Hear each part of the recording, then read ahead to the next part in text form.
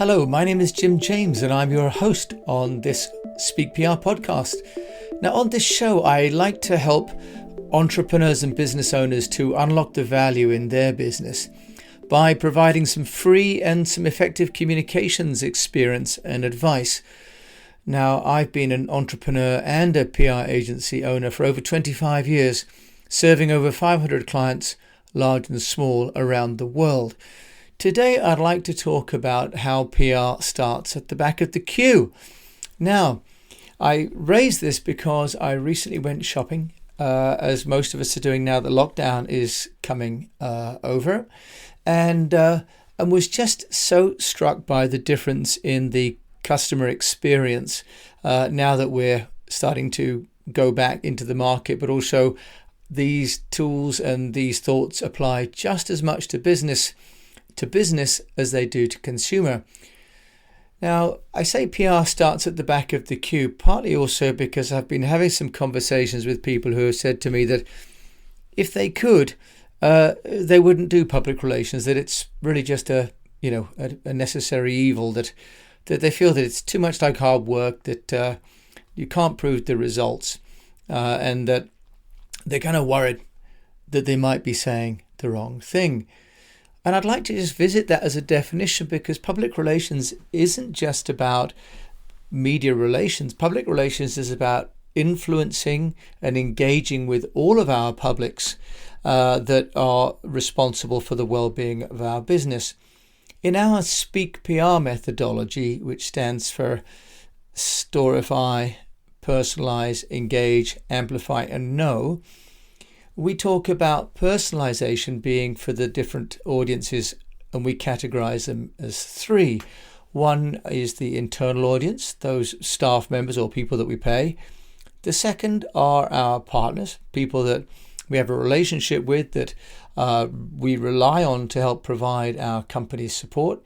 And thirdly, for the external, for the people that pay us, our customers.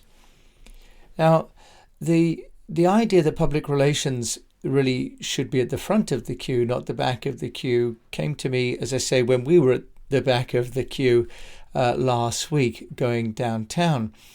Now, there's a maitre d' in London who was interviewed, called Fred Sérieux, and he's a French maitre d'.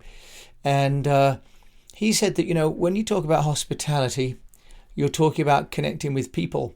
It's about giving first and giving generously. And I thought, well, that's a nice way to think about all of our customer service should be about hospitality. It's not just about the restaurant business. That should apply regardless of our business. They plan on there being 5 smiles from the staff en route to the table from reception. 5 smiles. And I'd read recently as well on an e-commerce website that this particular provider believes there should be 3 wins before you ask a potential customer for money when it comes to, in their case, buying a CRM system. 5 smiles, 3 wins. The point is that as businesses, we should be giving first to give people the sense that we are inviting them to do business with us, and not just once, but multiple times, so that we are genuinely seen to be engaging with these people that are potentially going to be customers for life. So I'm minded of a great person in the public relations and management consultancy field called David Meister. And David Meister and I had the good fortune, I should say, to correspond with David back in the mid-90s when he was still writing. And he wrote many books, including Managing the Professional Services Firm and The Trusted Advisor, which are really guidebooks for anyone that's interested in running a consultancy firm. But in his website, he has an article called The Psychology of Waiting Lines. And I was looking for this because what I realized from the experience of going downtown to do some shopping, I had very different experiences depending on the shop I was in. But I'm also having very different experiences when I'm ringing different people. I rang a bank the other day and the conversation got cut off midway. but they didn't ring me back, and because they'd rung me through one of these sort of private phone numbers, I have no way to call them back. So on David Meister's website, he talks about how products are consumed and services are experienced. Now, I went to the Apple store, and it makes me feel that, it's certainly in the case of Apple, it's a service. And the overall experience was fantastic, because outside the store they'd set up some waiting lines, but also they had people outside to greet us and give us the instructions before we went into the store. Now, I was noting that all the other stores in the high street, people were waiting in line, there was no queue and no attempt to engage people until they sort of got to the front door. So really the journey on this customer experience starts well before our clients or customers are inside our office, our restaurant, our store, our factory, or wherever it is we're doing business with them. So David Meister reflects on a Federal Express advert where it says that waiting is frustrating, demoralizing, agonizing, aggravating, annoying, time-consuming, and incredibly expensive. And this calls into question what David calls the first law of service. And he defines it as S equals P minus E, where S stands for satisfaction, P is for perception, and E is for expectation. So if we expect a certain level of service and perceive the service that we get to be higher, then we're satisfied. In other words, if I go in expecting something mediocre, but I get great service, I'm going to be satisfied. If I'm expecting a high level of service and I'm treated poorly, I'm going to be dissatisfied. Now, this matters because in this day and age of social media, as I've shared earlier on, in this time when people can leave reviews on TripAdvisor, Google My Business, there are more and more ways that consumers can leave notes directly for our own companies, but also can share those experiences through their own social media channels. And when they do that, they're perhaps on Facebook or Twitter or LinkedIn, and they're then out of our control and quite possibly out of our even purview, unless we use some of these sites like TalkWalker that I'd mentioned in an earlier podcast. So all service managers, all of us as entrepreneurs, need to pay attention to the satisfaction levels, but also the perception levels and the expectation levels of our clients. So it's not just about what was actually done for the client, but it's what was perceived by the client before they were taken care of and what the client was expecting.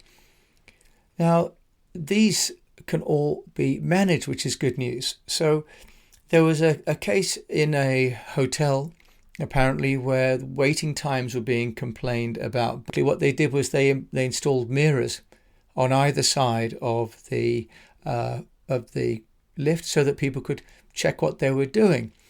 I remember being at a hotel in Beijing where it was all dark and gloomy inside, and mentioning to the manager afterwards that you couldn't see any of the signs next to the buttons because the light was so sort of low mood that anybody could get lost. I went back another time and they put in some rather larger signage. Small things like this.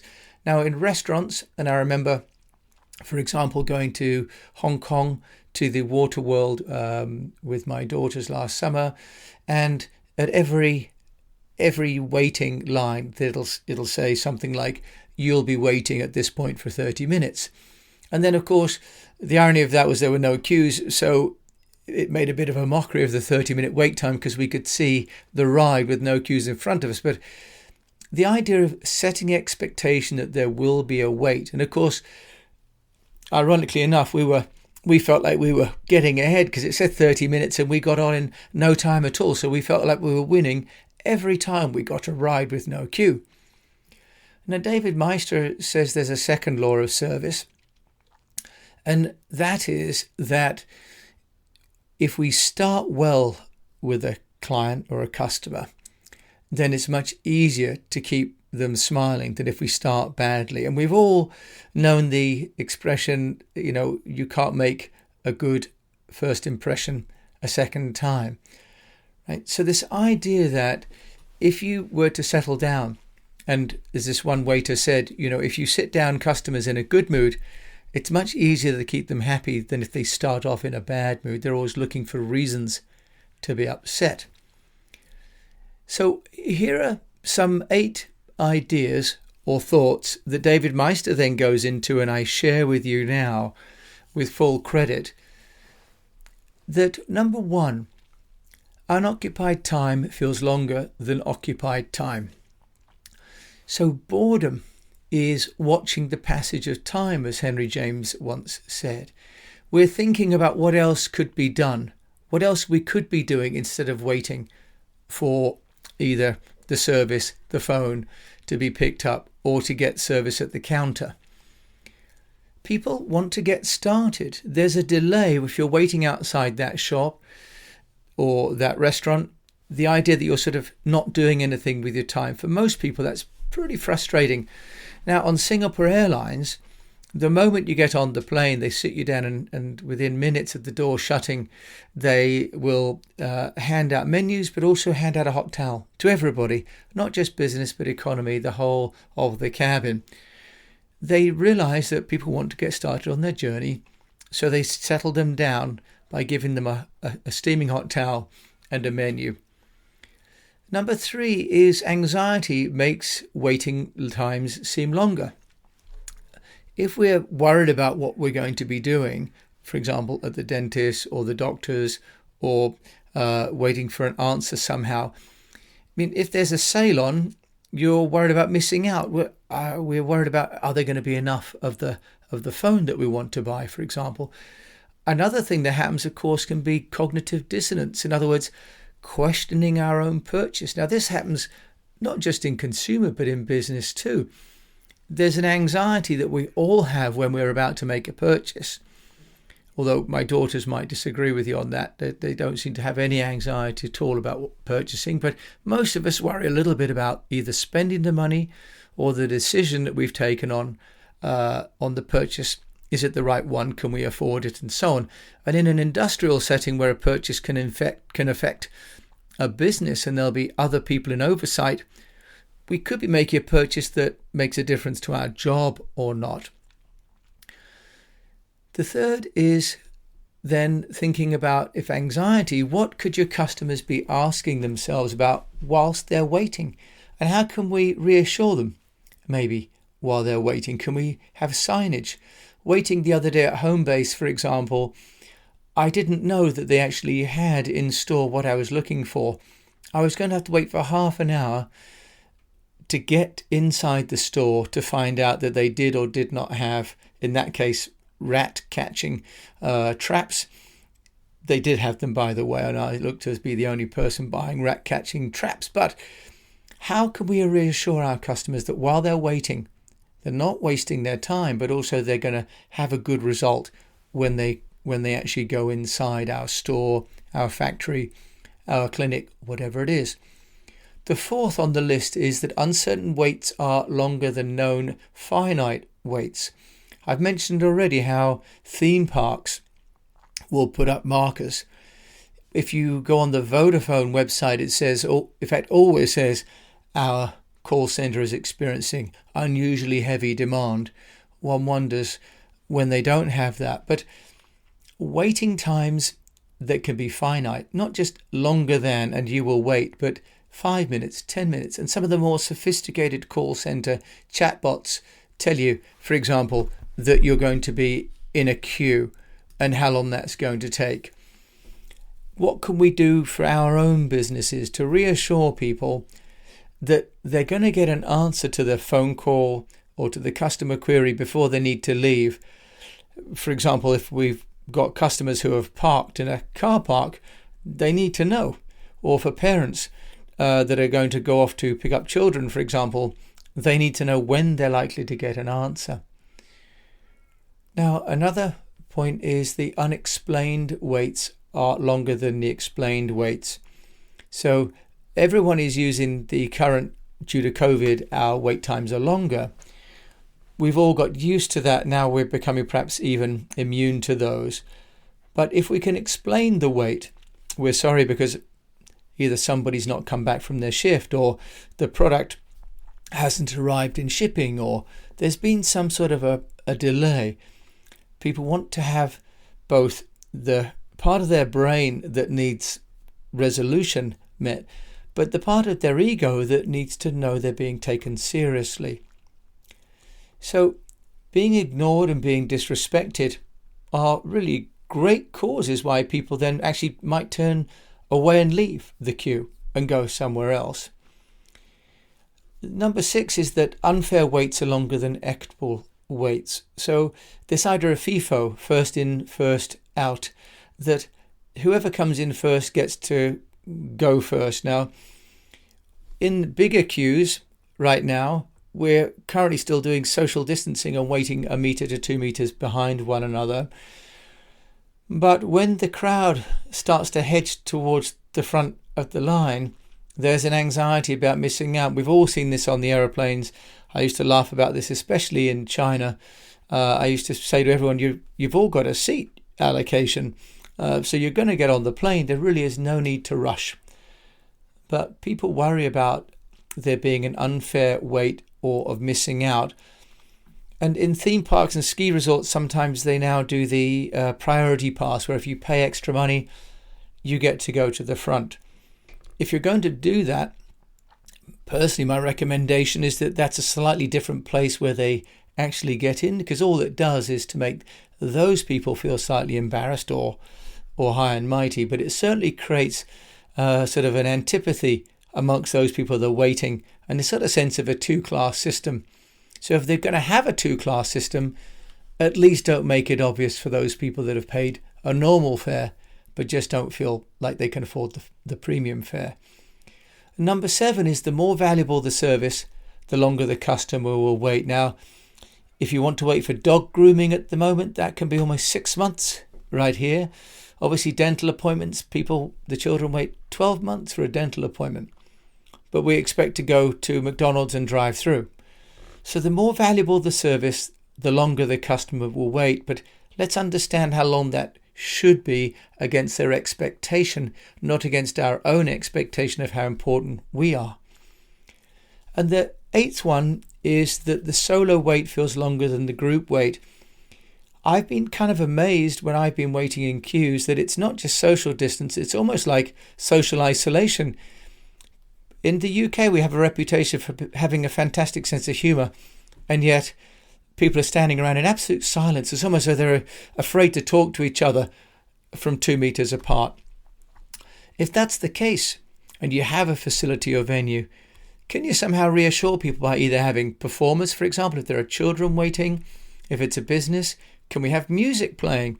Can we go out and give people samples? Can we go out and give people conversation starters, or have a greeter, someone who reassures people and asks them what they're looking for? Because the waiting on our own gets us then to start to think about what we're waiting for, why we're waiting, and whether we're making the right choice. These are free public relations ideas, because public relations isn't all in the media, it's in the mind of ourselves and in the mind of our partners and our staff and our customers. So I hope these tools and these ideas may be something that you can use for your business. And in the meantime, I wish you the best of health, a profitable business, and that you keep on communicating.